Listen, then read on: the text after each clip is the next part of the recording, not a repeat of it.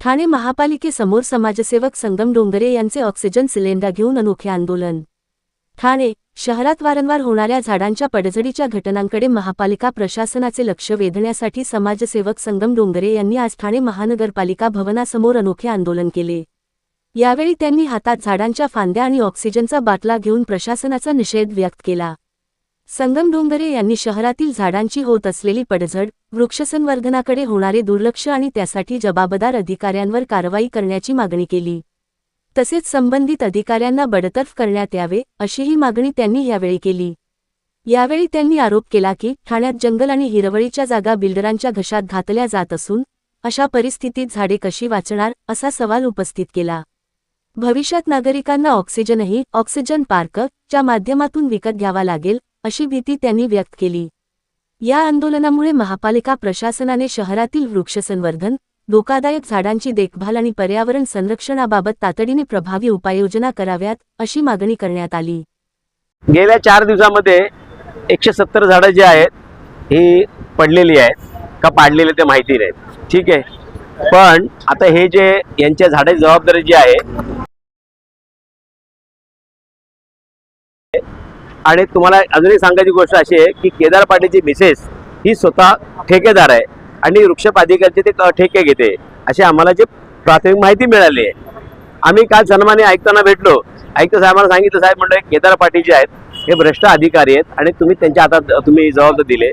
आता हे 170 झाडं जे पडलेत ते साधारण ही म्हणजे वाऱ्यामुळे पडले किंवा अति पावसामुळे पडलेत, पण केदार पाटील जे आहेत हे त्यांना चहा दिल्यानंतर 170 झाडं जे आहेत ही रोज मारणार, म्हणजे हे बिल्डरची सुपारी घेऊन हे झाडांचे कत्तल करणार। आणि आता काय झालं, प्रत्येक सोसायटीमध्ये पूर्वी झाडं होती हो, आता एक पण झाडं नाही। आमच्या या संदर्भात पुरावा आहे, आम्ही जे म्हणतो पुरावा सकट म्हणतोय, पण प्रत्येक सोसायटी जे आहे अशी झाडाची कत्तल करत सुटली। मग झाडं कुठं असणार आहे?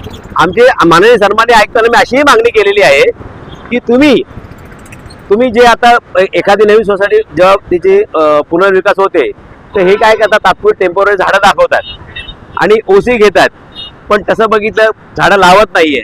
माझा स्पष्ट आयुक्तांची मागणी आहे की तुम्ही ही जी ओसी देताय ना, तुम्ही टेम्पोररी द्या आणि मग तुम्ही 3 वर्षानंतर ती झाडं मोठी झाली का बघून मग तुम्ही त्यांना ओसी द्या।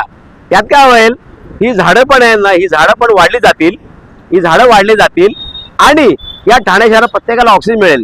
आता काय झालं, प्रदूषण नियमाचा जे महाराष्ट्र बोर्ड जे आहे, ठाणे महानगरपालिका, त्यांचा अहवाल असा आहे की ह्या वातावरणात म्हणजे नागरिक राहू शकत नाही, म्हणजे असं त्यांनी वातावरण अहवालामध्ये नमूद केलेलं आहे। मग आणि आता ह्या कसे चोराच्या हातात तुम्ही कुऱ्हाडी दिली तर तो कुऱ्हाड चालवतच जाणार ना, तो कुऱ्हाड चालवणारा बिल्डरकडनं पैसे घेणार आणि सर्वसामान्य नागरिकांना ऑक्सिजन वंचित ठेवतायत। काही व्हिडिओमध्ये मी काही ते शॉर्ट रील बघितला, त्या रीलमध्ये असंच दिसतंय की माननीय सन्माननीय मुख्यमंत्री, माजी मुख्यमंत्री, आताचे उपमुख्यमंत्री ते स्वतः म्हणतात याला सस्पेंड करा। मग काय झालं, मला एवढंच म्हणायचं, सन्माननीय जे आज एकनाथ शिंदे साहेब जे हे महापालिकेचे या ठाण्याचे पालकमंत्री आहेत आणि गेले महापालिकेचे जे कारभार तेच हाकतायत आणि मग त्यांच्याच आदेशाला केला टोपली दाखवत असेल तर सर्वसामान्य माणसाचं काय आहे?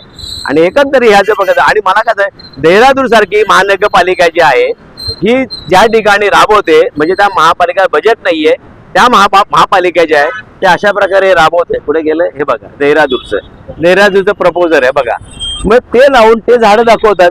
आपली महानगरपालिका दाखवत नाहीये, आपली महापालिका सरीकडे कॉन्क्रीटीकरण चालू आहे आणि कॉन्क्रीट करण्याच्या अवधी मध्ये त्याने कुठलं स्पेस ठेवलं पाहिजे, त्या ठिकाणी फक्त मातीच पाहिजे आणि त्या मातीमध्ये झाडं लावली गेली पाहिजे आणि त्या झाडांना मुळांपर्यंत पाणी पोहोचलं पाहिजे, ऑक्सिजन पोहोचलं पाहिजे, अशा प्रकारे केलं पाहिजे। आता काय झालं, प्रत्येक काही ठिकाणी दुकानदार जे आहेत आमच्या कोकले रोपाडामध्ये असे काही दुकानदार आहेत, त्यांना मध्ये झाड नको आहे, मग काही दिवसानंतर मग ते झाड इंजेक्शन मारलं जातं किंवा मग काही ॲड एजन्सी आहेत त्यांच्यामध्ये आल्या का ते इंजेक्शन देत आहेत।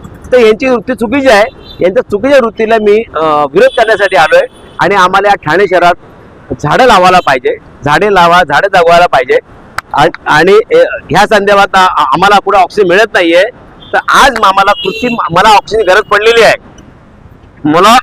मला कृत्रिम ऑक्सिजनची गरज पडलेली आहे, ऐकलं, इतरांना पडू नये यासाठी आम्ही बघा हे जे आहे ना, हे सिलेंडरचं गॅस, हे भरलेलं ऑक्सिजन गॅस जे आहे ते आम्ही आणलेलं आहे। जेणेकरून महापालिकेचे डोळे उघडतील, सन्माननीय आयुक्ताचे जागे होतील आणि इथे इकडचे पालकमंत्री जे आहेत, सन्माननीय मुख्यमंत्री उपमुख्यमंत्री त्यांना जाग येईल आणि या ठाणे शहरामध्ये सर्वीकडे जागोजागी झाडं लावली जातील आणि ठाणेकरांना व्यवस्थित ऑक्सिजन मिळेल अशी मी त्यांच्याकडे आशा बाळगतो.